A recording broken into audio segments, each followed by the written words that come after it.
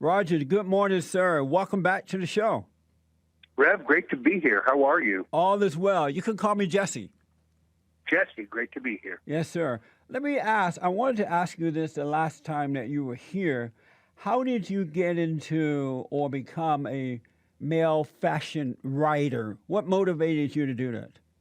I don't know. It's very strange. When I was a young boy, I always told my mother I wanted all cotton clothing. I insisted on, even at 11, 12 years old, I wanted Brooks Brothers button-down shirts and all cotton corduroy slacks. I don't know. It was kind of a natural thing. Yeah.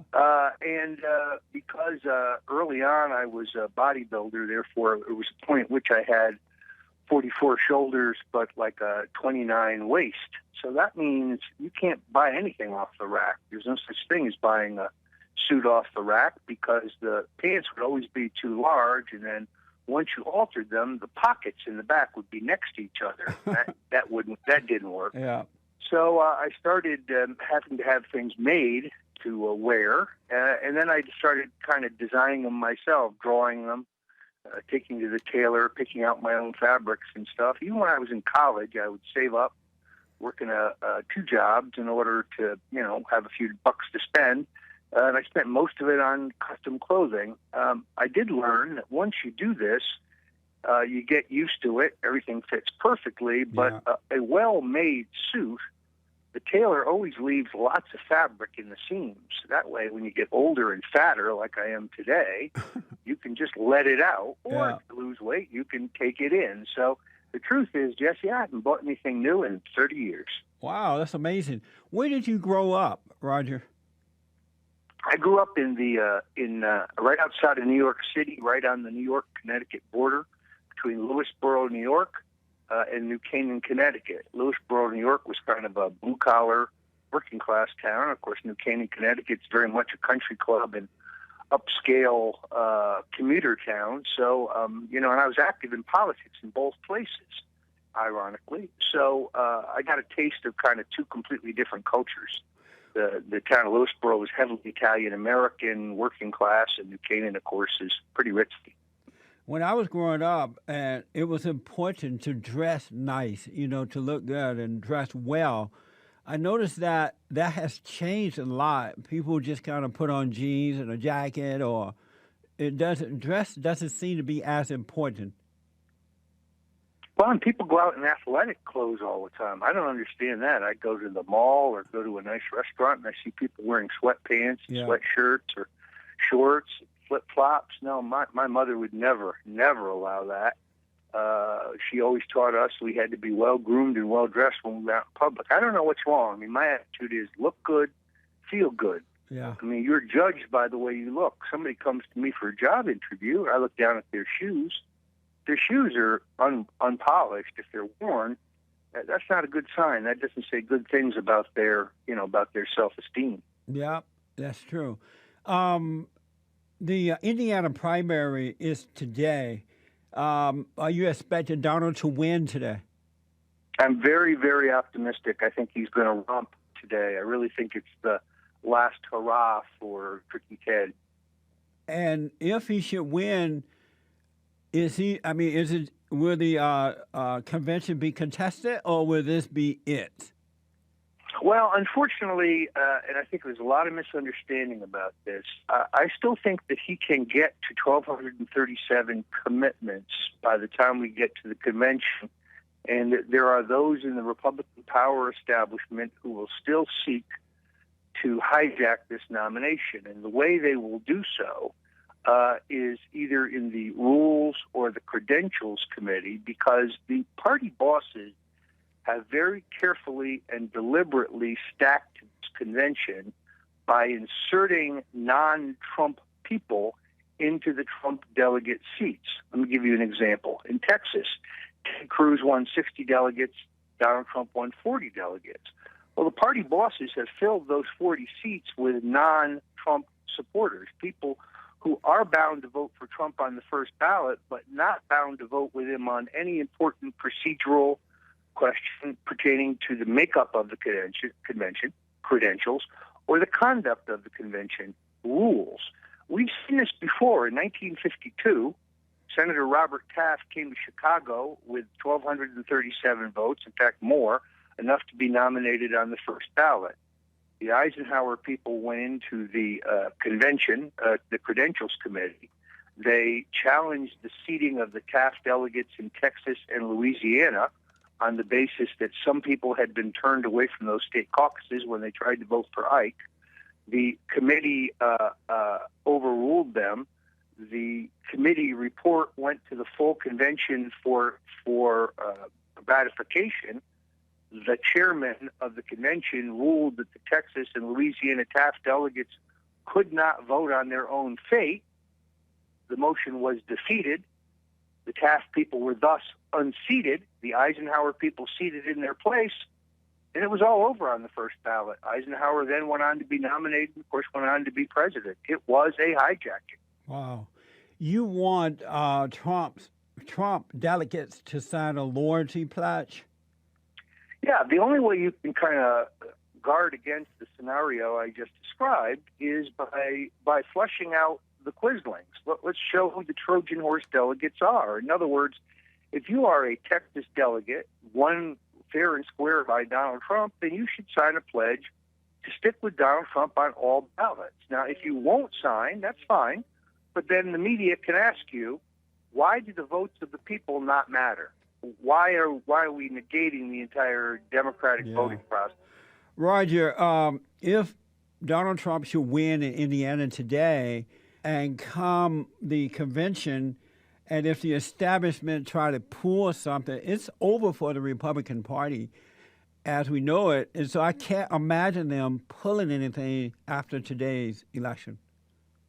Well, I'm hopeful that you're right, Jesse. The problem, of course, is that there are some in the Republican Party, some in the donor class, many in the lobbyist class, who would rather have a Hillary Clinton presidency than a Trump presidency because they understand that Donald Trump cannot be bought, cannot be influenced, answers to nobody but the American people, marches to his own drummer, doesn't take money from the lobbyists, doesn't take money from the special interests, and that he would put American interests and American sovereignty first. If you make your money peddling influence and you have no influence to peddle, tough to make a living. Yeah. So sadly, a lot of the leaders of the Republican Party wear a second hat of lobbyists, and they know Hillary Clinton is entirely transactional, that she's not really a progressive or a liberal. She's about the money. She and her husband are ethically corrupt. The good news is that I think Trump will be nominated.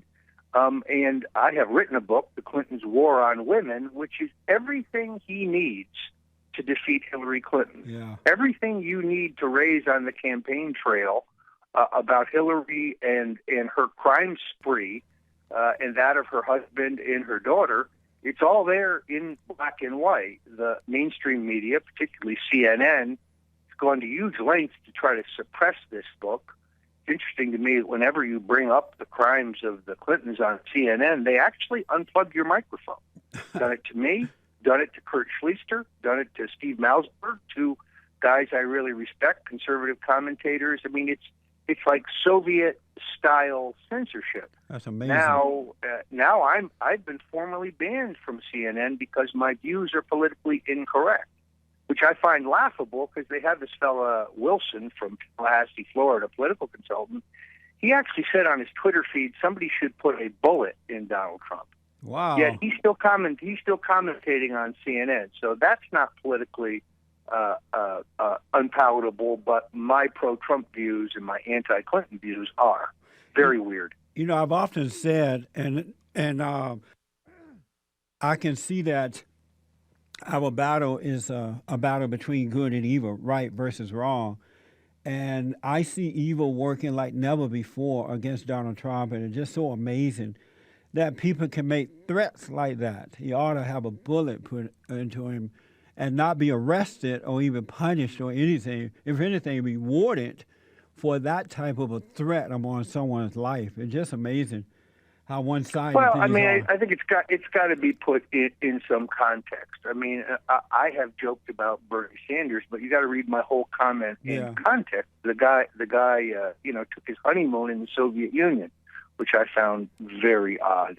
The point, of course, is that Trump has been opposed by, let's see, the Pope, the Mexican government, the Chinese government, the power establishment of the United States, Black Lives Matter, MoveOn.org, George Soros, Media Matters, which is really a twisted group of sycophants, Clinton sycophants, who will apologize for anything the Clintons do and deny Bill's serial rapes and abuses of women, and all of the kind of establishment left media. And of course, the more they attack Trump, the stronger he gets. Yeah, I think people are fed up. They now see through the smear. They see through the smears. You know, a lot of folks are saying that the liberals want Donald Trump to run because he is a undercover liberal, but yet when you look at it, all the liberals are against Donald Trump. All the folks you just named are the people who are against Donald Trump and really against him. So I think Americans need to open their eyes and see that the liberals do not want Donald Trump. You know, we're running out of time, Roger, but I want to ask, Donald Trump has a very unique and interesting personality. He's not afraid. He's independent. He will not attack you first, but if you attack him, he stands up for himself. He knows how to defend himself. We have not seen anything like this in America in a long time. I've not seen him angry where he, loses emotionally. Is that due to the influence of his father, or how did he develop that personality? Well, I knew both of his parents very well. His father, Fred, was a very great man, a real conservative Republican, one of the original financiers of Barry Goldwater. His mother, Mary, also a very great woman. And these are very tough, very frugal, very honest, very hardworking people. Donald Trump may be the single toughest individual I have met. Now, I worked for Richard Nixon. I worked for Ronald Reagan. I've worked for some tough guys, but I can just tell you he has the courage and the toughness for a very tough situation. America's in a corner here. We need a fighter. Yeah. We need somebody who isn't politically correct and who has real courage. Trump takes his life in his hands every time he goes out to campaign, and he does so boldly, and he does so without fear. So I'm 100% committed. At this point, I honestly think this is the last best hope for this country and, frankly, for Western civilization. We either turn the ship around now or the ship will not be turned around. Well, I endorsed him in my weekly column on WorldNet Daily. I was on Sean Hannity radio show last week. I endorsed him there, and I've endorsed him here on my show as well. I am Trump all the way. We need him. And as you say, America will not survive if Donald Trump is not elected. Your website is stonecoldtruth.com. Roger, thank you so much for coming on, and we'll have you back again. I love talking to you. Jesse, many, many thanks. Have a great day. All right. God bless you, my friend. God bless you. All right. I'm going to take a break. Back in a moment.